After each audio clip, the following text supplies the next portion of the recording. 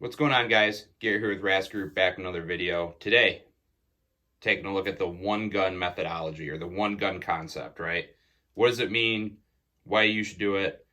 And is it for you? Which I think it should be for everybody, but we'll get into that. So, the one gun methodology is kind of an umbrella idea of one gun, one pistol, one rifle. Not one gun entirely, guys. We're talking about one gun per role, per category, if you will. That being said, I'll show you what I'm running and why, and then we'll talk about why this one gun methodology makes sense and go from there. So, Modern Material 14.5. For me, for what I do, I found 14.5 to be the most appropriate length. I'm going to do another video in the future talking about rifle barrel lengths and kind of what might be appropriate for you, you know, kind of necessity over fantasy type concepts here. And then I have the always trusty Glock 17 Gen 5 MOS. We'll start with the handgun. So, why should I just train with this one handgun? Well, I use it for everything. And that ties back into the whole idea of this concept. If I use the same handgun for everything I do. CCW, work, range, training, teaching, learning, home defense. Every single category I need a handgun for, I use one handgun. Well, why should you do that? Well, it builds consistency. I get all of my reps I ever get are always on this handgun. And since I use this handgun for everything that I do, all of my reps are beneficial in every single instance in which I would use this firearm. Well, isn't a Glock? Sure, and we're going to talk about that a little bit, right? By no means is this a way to negate the whole one is none and two is one concept. It actually ties in very well with this. But subtle differences can really, you know, I guess not so much change the game, but they can play an impact, right? So something as simple as an MOS plate mounted red dot versus a direct milled red dot, right? There's a whole lot of benefits to a direct milled red dot. My issue, and some of you may be kind of in the same boat with this is my work gun. Like I said, this is my duty gun. I cannot mill this slide. I'm not allowed to, per my department. Okay. Instead of going out, spending a bunch of money on another setup, which we'll talk about, there may be a place to do that, I opted to make the best out of what I had, and I'm just using a Steiner MPS on my plate system, which is fine. However, if I were to go from a plate system to a direct mount, the height of the optic is going to change ever so slightly. You're adding a little bit of a variable into that. Weapon lights, right? The switchology of a weapon light. I'm a big fan of the TLR1 because of the ease of use of this paddle system. It's very easy to go to momentary. It's very easy to go to constant on. And I just appreciate the switchology of the TLR1. That being said, if I were to build a backup handgun, it would probably make sense to run with another TLR1, right? Such as this one here on this, you know, almost done Brownells build. If I'm going to go with that whole concept of one is done, two is one, I want to maintain consistency where I can. So that's why I use the one handgun. That's why I kind of do my thing with that. Now, going to the rifle, it's more capability driven than it is specifics driven, at least in my opinion. I want to maintain a similar barrel length, right? I want to maintain the ballistic capabilities of my platform if I build a secondary rifle. I want to have my sling mounted in the same way. This one is mounted here. Let's see, right underneath here. I'm not sure if you can see that or not, but I'm using the QD mount on the opposite side of the stock. And then this area close to my handguard. I understand my weapon light is not on here right now. I'm waiting on another light mount. I was trying to be proactive and get everything set for when that comes. So those of you that have seen this rifle the 50,000 times that I've shown it on the internet, you will know that I usually run an Arisaka M600 right up here. It's not currently on there. So waiting on something new to see if I like it. But I always run a elevated optic. I always have my weapon lights mounted forward. I am always running mod buttons. I use pretty standard, just run-of-the-mill parts. I'm not doing anything crazy or fancy. That's my rifle setup, right? So let's say, and to me, this is a great dual length. A 14.5 is a great dual intermediate length to accomplish most tasks that you'll encounter in first world America. That's just me. That's what I chose to run. My main rifle, my main handgun. Now, the other big benefit of this whole concept is I'm not in a position to have to waste a lot of money, right? I'm guilty of it, guys. I think a lot of us are. Let's be honest here. How many guns have you bought? How many guns have you built?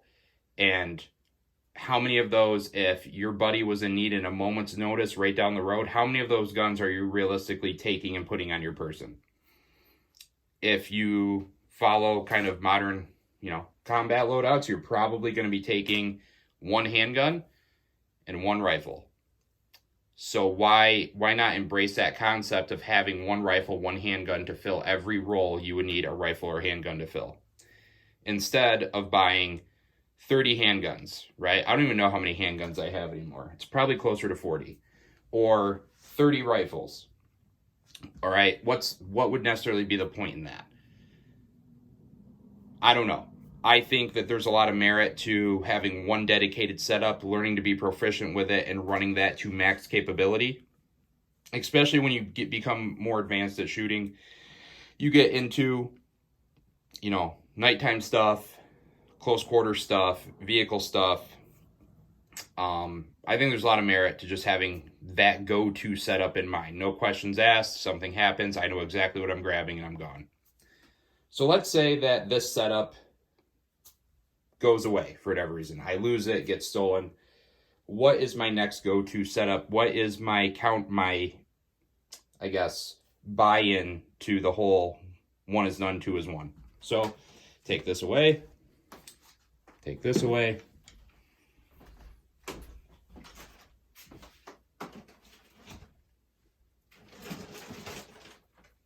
Don't want that falling off.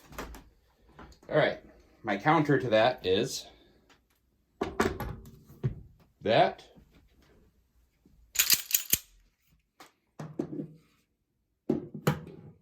And that.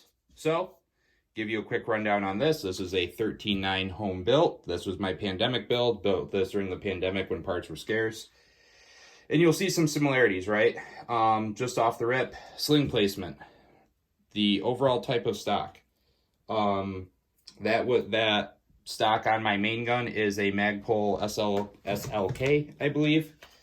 This is a B5 Systems SOP mod. Both of which are running HRF concept magwells. I just like them. I think they look cool. Splurged a little bit there. Running a EOTech on a Unity riser, just like my other one. This, like I said, is a 13.9. I am 0.6 inches away from what I traditionally run, pretty standard. Running a full-size weapon light. This is a Mod Light OKW 18650, and it is routed back to a mod button, just like I do on my other light. The only difference is this gun is not set up for a laser. If that gun was to go down, if I had time, I would try to source the laser. That's why I put it back on the QD mount so I could access it relatively quickly. However, if I can't, at least I maintain white light capabilities. Maybe someday when cash flow is bussin', put a laser over there. So, that's the backup rifle. And there we go. And then this is my RAS-19 handgun. The only thing I would do different, this being my dedicated backup, is replace this with a TLR1.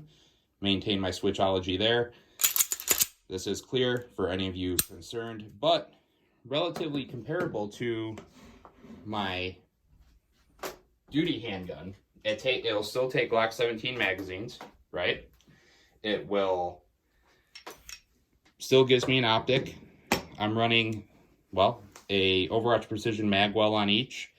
Weapon light, optic. This has backup irons. This ideally at some point will have a lower 1/3 or some type of lower window backup option. Running CADWorks on both of them. And all the magazines that I have for this will definitely fit this. So that being said, that's kind of my thought process here. I have a total of 4 guns that I consider my main guns. You have seen all of them right now. And I have one setup, one rifle, one pistol, which is my main setup that I run into the ground. And if something were to ever go wrong, I have a backup for each or the other ready to go. This is the one gun methodology that we subscribe to. Kind of a minimalist approach without sacrificing capability. And we're going to be doing more on this going forward because I have some projects coming up in the future that expand this idea a little bit, but still keep the idea of minimalism and not buying a bunch of extra shit that you don't need. That would, you know, if you already have stuff that will fill a role, why buy more stuff to fill that same role, right? At that point, it's redundant. You, at that point, are a collector. You're a hobbyist, which there's absolutely nothing wrong with. But if you're setting something up for the purposes of preparedness, understand that distinct difference between capability and capability enhancement and multiple redundancies that really are not going to come in handy when shit hits the fan, right? So that's what I got for you today, guys. I hope that makes sense. I hope you enjoyed kind of this talk throughout the video. This is going to end up being kind of a 12-minuter, but it's something that I feel important about, I feel passionate about, and I want to share that with you. So next video is coming next week. Hope you guys are on standby for that. Going to hopefully keep putting out good content. And at the end of the day, guys, you stay safe, stay trained, stay rad. I'll be back with the next one.